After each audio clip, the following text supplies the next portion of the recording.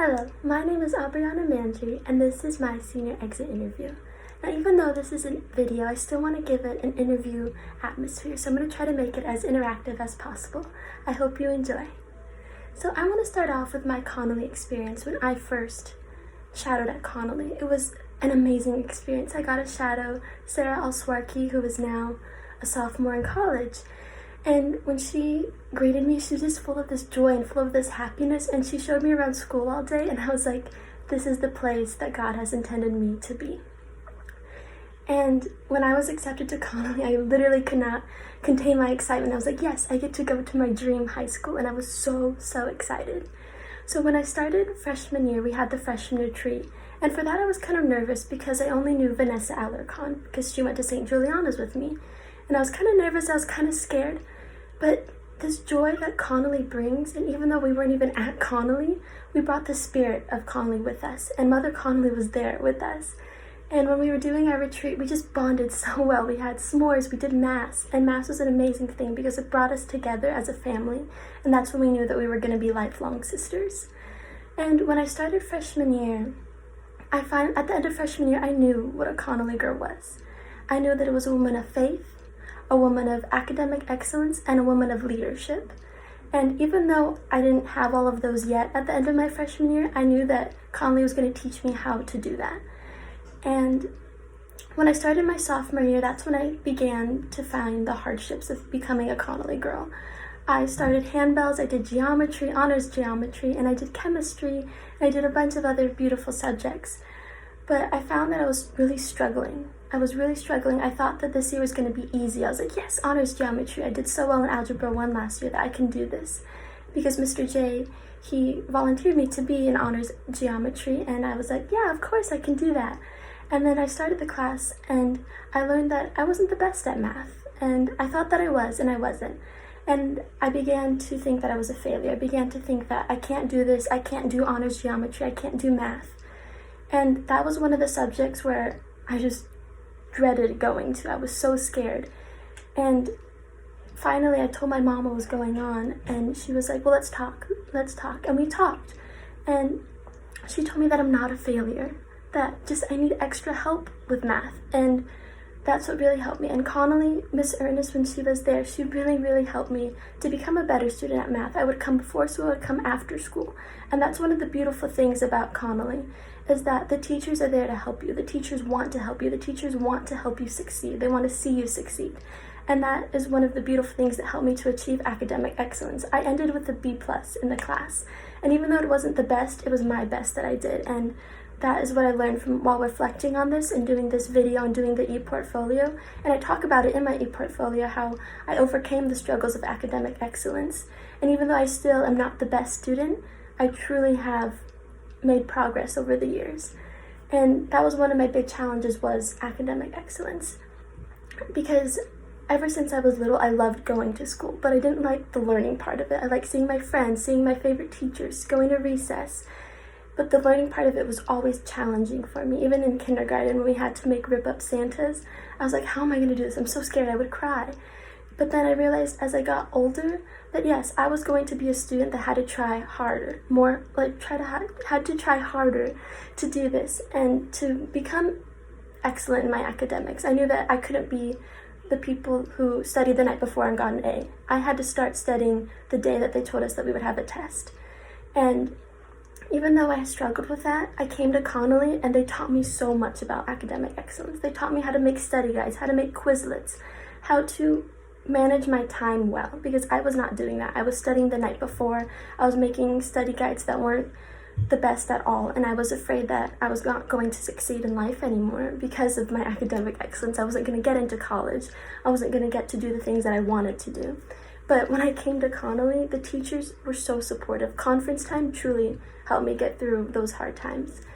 But one of the opportunities that I did take up my freshman year was ASB. And even though I was struggling with my academics and everything freshman year, I wasn't as bad freshman year. Like, I was okay with everything. But as I started ASB, I became this happier, more joyful person because I got to serve the Connelly community in a way that I wanted to. And it was beautiful and it was wonderful and it was amazing because I got to bond with my sisters. I got to bond with seniors that usually in public schools that you don't get to know seniors, but I did, and I got a personal connection with them, which was really amazing. And I got to form bonds with Maya and Jessica, who are my other commissioners with me, and we just had this this lifelong bond with each other, and it's just an amazing thing that I would always want to do again, because being on ASB, even though I got to serve my community, I also got to learn what it meant to be a leader. And I was never a leader in middle school. I was always the girl in the back, very quiet. And I'm glad that I came to Connelly, because even though it's a small community, there's so much joy, there's so much happiness in it that you just want to be happy, you just want to become a leader. And that's what ASB taught me, was yes, I'm going to have to put a lot of work into this, but it's also going to be fun at the same time.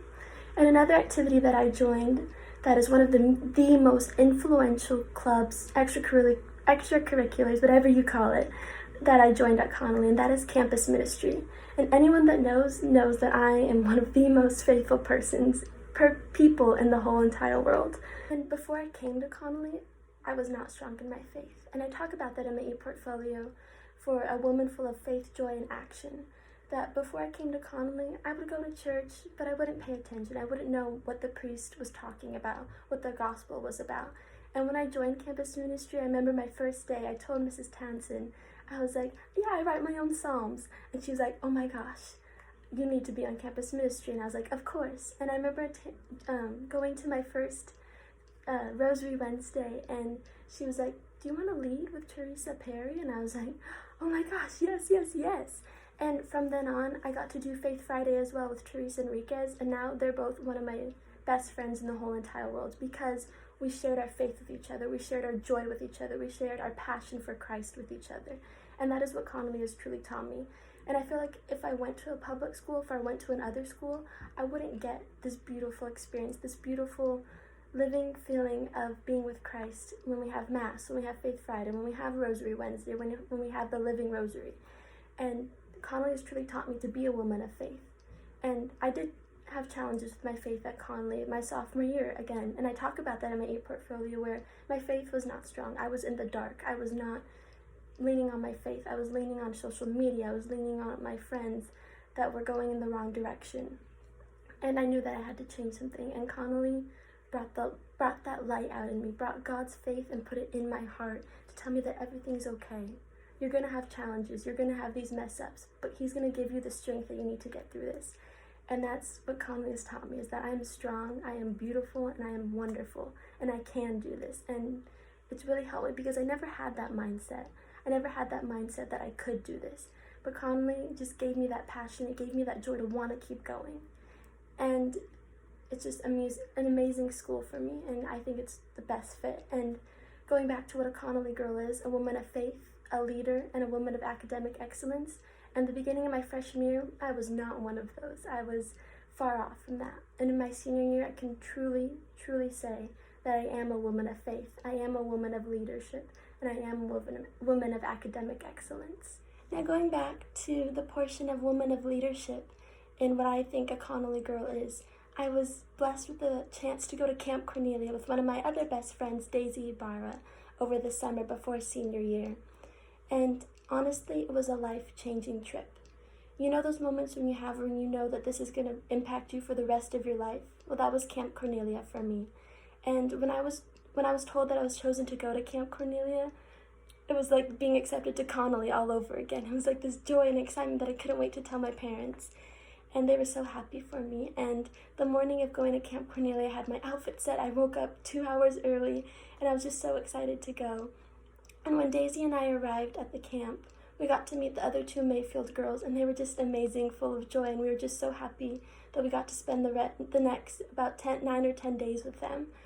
And on the day that we got to meet the other girls from the other Holy Child schools, we were kind of scared, because we were like, well, we don't know them, how are they going to act? But they all opened up to us. They were there for us. We became sisters. And even though 2 of them maybe didn't want to be sisters in the beginning with us, they opened up at the end, and they were there for us. And they wanted to become better sisters, and we became better sisters. We're now a family, and we talk still every day. But when all of us met the girls on that first day, it was an amazing experience. It was full of joy. It was full of happiness. And when Daisy and I got our 3 girls that we got to teach for the week, they had this want to learn. They had this want to be happy. They had this want to know more.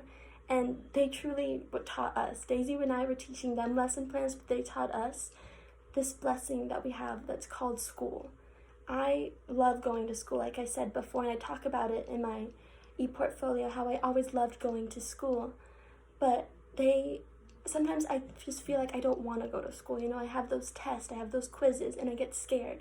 But these girls, they want to have tests, they want to have quizzes, and it opened up my eyes to see that I am blessed to go to a school that gives me tests, that gives me quizzes, that has teachers that want to see me succeed.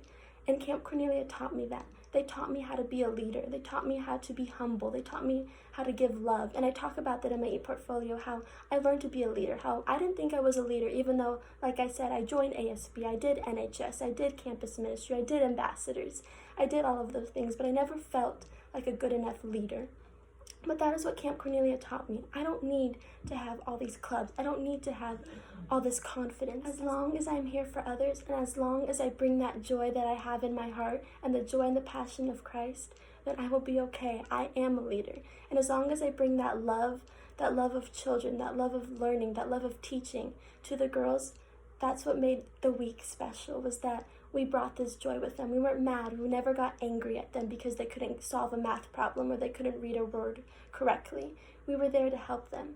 And that's what made me want to become a speech pathologist more, was Camp Cornelia, because I wanted to learn more about these children that have special disabilities of being a speech pathologist. But the girls there, even though they have these hard lives with these hard families in the projects of Lower East Side Manhattan in New York City, they still came to this camp with joy, with this happiness.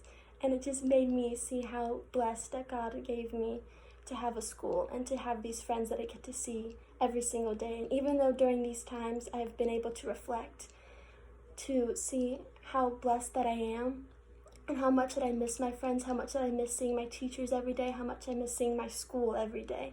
And even though it's a small school, that community there is filled with more joy than I could ever have imagined. And that's why I'm so blessed to call Connelly my second home. And even though it's not going to be there, the spirit of Connelly and the spirit of Mother Connelly is always going to be there. It's never going to leave our hearts. It's never going to leave God's hearts, because God's heart, because it's just an amazing place to be. Now, one thing that I'd like to end this with is the thing that I have brought to Connelly. And I don't want to boast, I don't want to be overconfident, but I truly believe that each day as I walk onto campus, I want to make sure that everyone feels loved. And sometimes it's hard at Connelly because of all the tests, of all the stress that we have as freshmen, sophomores, juniors, and seniors. Everybody has stress.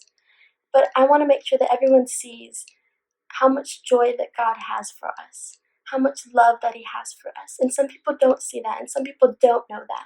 And that's what I believe God put me on this earth for, is to know that life isn't easy. We're going to have struggles, we're going to have hardships, and I've had those. And sometimes I would go to Conley and I would put on a fake face because I had a rough morning and I don't want to show that to others. And I talk about that in the value of others in the spiritual and personal human being. I talk about how some days I didn't want to go to school. I didn't want to see my friends. I didn't want to see my teachers because I knew that they would know if something was wrong, because I'm always joyful and I'm always happy.